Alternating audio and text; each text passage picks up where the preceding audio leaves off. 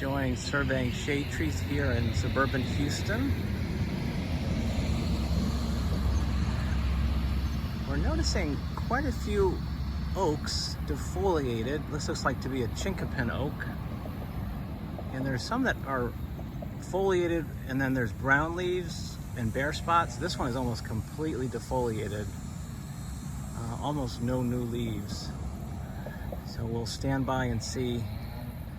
I imagine the tree will persist, that it will not.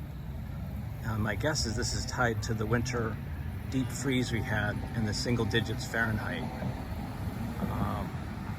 Because the other oaks, I'm not seeing any oak damage, any oak wilt or other issues. So I imagine if that was the case, it would be equally affecting the shoe-marred oaks, the live oaks, the water oaks.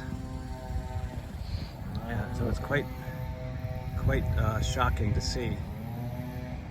So to be continued. Chinkapin Oak.